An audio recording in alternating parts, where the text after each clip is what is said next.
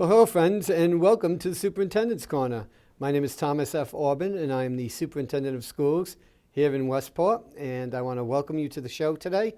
We haven't had a Superintendent's Corner in a little while, and we thought it would be kind of important to have one, seeing that we have an extremely important vote coming up on April the 9th. I will ask that all Westport citizens please turn out for the vote because it's extremely important.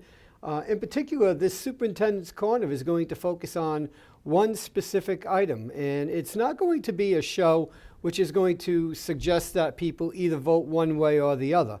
That's not our job here at the schools. Our job is to help provide our demographic with education in terms of what this vote entails. So as many of you know, there is going to be a very important vote on that day, again, April the 9th. On a sewer and water project for Westport.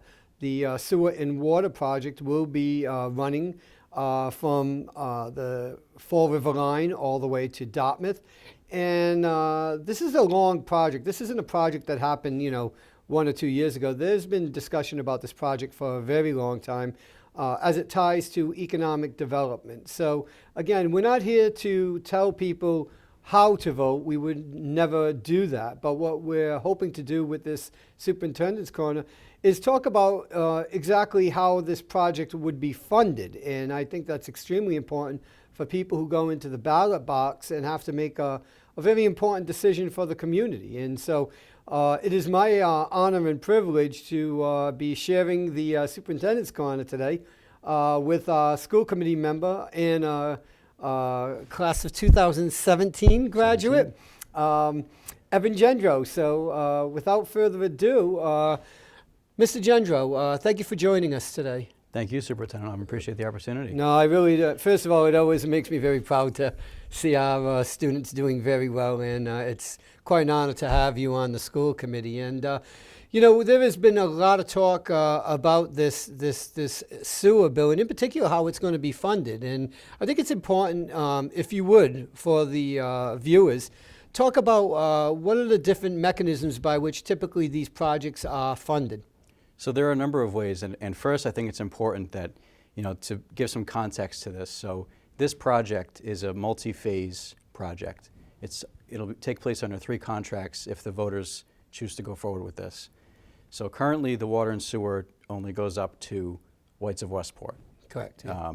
So this project would extend it from Meatworks, where Meatworks is located, to Bread and Cheese Brook is one contract phase. The second phase would bring it, the phase after Bread and Cheese Brook would bring it to the Dartmouth line. So the full completion of this project will complete water and sewer from the Fall River line to the Dartmouth line. And we're talking water and sewer, not Correct. Just one or the other. Water and sewer. Okay, that's Yes. really important. There's been some discussions as if this were to reach the first phase and then the second phase, that it could actually have an impact on our schools. And is that correct? There's a potential for that. So the project at the moment is focusing on the Route 6 corridor, but there are potential offshoots in the future that could be funded in a number of ways. So one of those would include the Macomber School. Okay. So that's a potential in the future. Right now, the focus is on the Route 6 corridor. But to go back to your question about the funding mechanisms, there are a number of ways that this could be funded.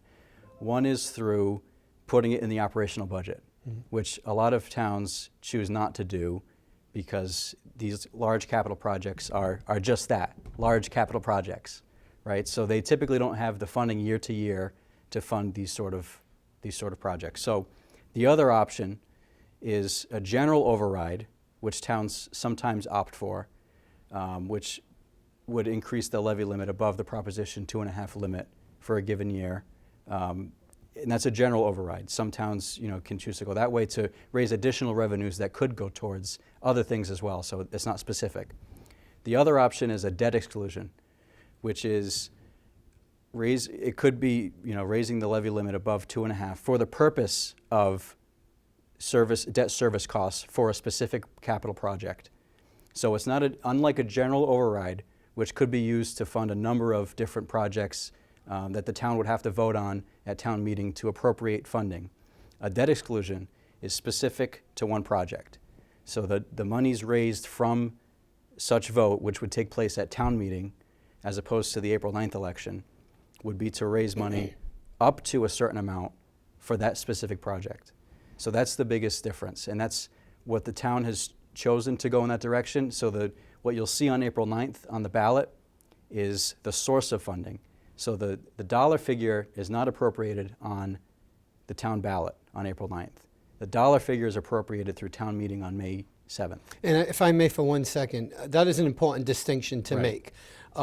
So a quick question for you. If the ballot on April the 9th is in the affirmative, if it's positive, then that will go to the town meeting in May Correct. for a vote. And at that time, they will put the number of the project. Correct. That's And correct. what are they looking at in terms of a total number for the project right now, Mr. Gendreau? So they're looking at a total cost of up to $35 million, and that's an important clarifier there, is up to. So the town would have the ability to service debt up to that figure. Now, the hope is of the Infrastructure Oversight Committee and other boards in the town is that it would come nowhere near that. So the goal for that committee, which I've taken some part in over the last few months, is to reduce that figure and the burden on taxpayers as much as possible if that goes forward. So so far, up until this point, there has been $1.8 million either spent or allocated towards the project. Was that the money that came from Senator Markey's office? No, not so. That money wouldn't be appropriated until the end of this fiscal year. Okay. And that would be dispersed in the next fiscal year. But however, there is money that was received from Congressman Keating's office. Keating's, I apologize. So that was certified. Sorry, Congressman. So that was passed in a recent bill. So that earmark has been funded and passed. So to the tune of just under $1 million. So that is part of that. That $35 million. Right, so that would go towards that. There's also 1.8 on top of that $1 million from Congressman Keating's office, which is from a number of sources. One of them is from the state, another is through ARPA. So there are other funds committed to this that would help reduce that figure below 35, and anything raised on top of that, in the timeline of this project, would bring that number down even further. Sure. So the top number they're looking at right now is $35 million. But from what I'm understanding that you're saying is, it's more likely than not you're not going to see that project at $35 million because we've already got a couple of $1 million that has already been allocated to that project. Would that be a fair assessment? That's correct. So there are a number of other funding mechanisms as well that the town could choose to pursue. There are a number of grant opportunities for drinking water that are funded through the EPA at the federal level. There's a number of programs. So that's just one mechanism, is through earmarks, which the town is pursuing and successfully pursued with Congressman Keating's office.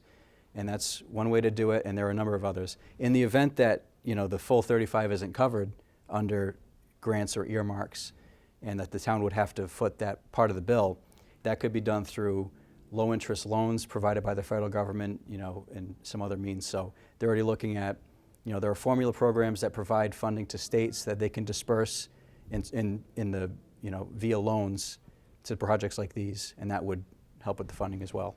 So, I know you've spent some time up in Washington advocating for this, so I'd like to get to that in a second. But before I do, I just want to make sure I'm understanding and I have a couple of things right. Again, for our people in the Right. Westport school community, and quite frankly, the Westport community in general, this project not only is about, hopefully stimulating some business on Route 6, but there had been some findings about nitrate pollution in the waters, in particular the bread and cheese dumping into the Westport River, if I'm not mistaken.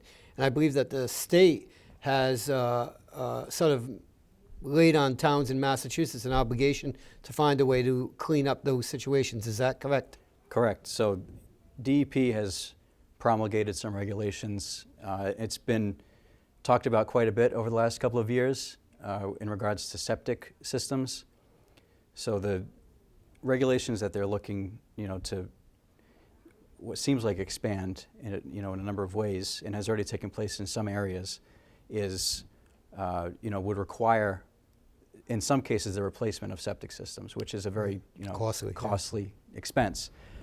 So that's one angle, but in another area as well, that's been a concern of a number of environmental organizations for a number of years, including, EPA is pursuing a number of actions with regard to drinking water, and very actively, which have been, a hot topic over the last couple of years as well. So that's a focus not only at the state level in terms of regulation and the regulatory environment, but also at the federal level.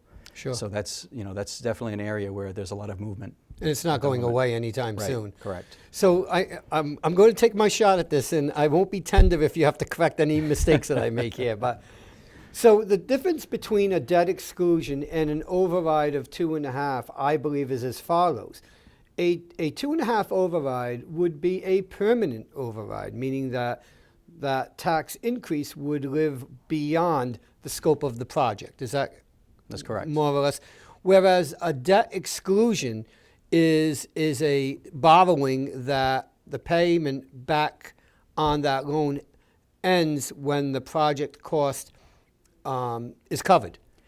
The monies raised through a debt exclusion are specific only to the project for which the voters approved it for. So unlike a general override, which was on the ballot just last year, Yep. where town meeting, voters had the chance to vote on funding where the appropriation would go for that additional funds that were raised through the override. So there was a certain percentage that would have gone to the police department, some to the fire department, some to the schools, some to stabilization. So that is a general override, and that's the new levy at that limit. Forever. Right. So Right. the debt exclusion is specific to one capital project and raises, the levy limit for that project. And again, just so we clear up any confusion on that, this project, we're looking at a debt exclusion. Correct. Okay, And I so- want to, just to be clear, I'll read what'll appear on the ballot on Tuesday. This is pulled from the sample ballot that can be found on the town clerk's website, which is a great resource for information on this item and the project in general. There's a great page there, right at the top of the town's page for the project that folks can visit. There's a lot of information that's very helpful. So the ballot question will read, shall the town of Westport be allowed to exempt from the Proposition 2 1/2, so-called, the amounts required to pay the bond issued in order to engineer, design, and construct water and sewerage systems in the greater Route 6 area? There you go. So that'll be how it reads, just so voters are aware ahead No, of time. that's important because, again, a lot of us are educated and we go into the ballot boxes sometimes and the language can get a little bit confusing. So There have been a lot of questions as well from voters that I've heard, at least, and I know the town has as well, is, why isn't there a dollar figure attached to it? On the vote on the 9th. On the 9th. Right. Right. And that is council formed that question, town council helped form the ballot question, and there can't be a number attached to it for the purpose of that vote. So the appropriation itself, the vote only determines the source of the funding. The actual appropriation from town funds will be determined at the town meeting in May. In May 7th, yes. In May 7th, okay, Yep. yeah. And again, that town meeting on May 7th will be taking place here at our middle high school. And I can't express with enough verve and vigor how important it is for people from Westport to participate in the electoral process and make sure you come out and vote on April the 9th and then obviously attend the town meeting on May the 7th, the 7th. first Tuesday. Okay. Yeah, correct. And again, as a school, we're not suggesting one way or another, but we feel it is important as part of our duty to the community and as a thank you to the community to try and help them understand these sometimes complex political questions. And I think an informed voter is so important to the Westport community. And in fact, I know that you attended the civics presentation we did on town meeting last week. I did. That was great to see our students so involved in sharing information on the process. Westport, we have a very unique opportunity where we have an open town meeting form of government where voters are able to have a direct say in how their tax dollars are spent. And I think our students did a great job of sharing information on town meeting, which oftentimes, a lot of voters aren't aware of the process behind there. And I also want to thank our town moderator, Steve Forrest, for for speaking as well. That was very helpful. I'm so glad that you said that because, one of the things that I took away from his presentation was the fact that he said that while we, a lot of times spend lots of time on federal and state politics, the one that probably impacts your life more than any is the local vote that takes place. And so, I thought that I want to thank, obviously our instructional staff, Mrs. Tesloff and Mr. Pont for the work that they did. I know that our curriculum director, Lisa Kaminsky, worked on that civics project. I always hate because I feel like I'm going to miss somebody, but we had a great turnout, and I certainly want to thank you and obviously, Mr. Viveris and certainly Attorney Stanton Cross for attending, and again, committee member Cabral was there as well. So we had a good showing, and the kids did a great job. And again, it's all about giving back to the community. And so we wanted to do this very quick superintendent's corner because this is such a complex question that's going to be confronting voters. And however they vote, we want to make sure that they vote with as much education as we can provide for them. So in summary, the vote will be taking place. It is a ballot vote on April the 9th. It will be simply on whether Westport will approve the first stage, is it, or the total stage? This will be for the full project. The full project. This is only the source Right. of funding. Okay, Yes. so again, that will be taking place on the 9th of April, and if it passes, I would imagine then it goes to the town meeting Correct. for a full vote at that Correct. point, and that's where the number will be assessed to that, or up to that amount, depending on how much we get both from the federal and state governments. Correct. All right, well, I want to thank you so much, Mr. Gendreau. I know it was short notice getting you here, and I certainly want to thank our video staff too, Mr. Rezendes, for making such a very expeditious arrival here to the school. But we just thought it was important that the voters have a real understanding of what they're going to be voting on April the 9th. And we want to thank you for joining the Superintendent's Corner, and we look forward to having you join us next time. Have a great day.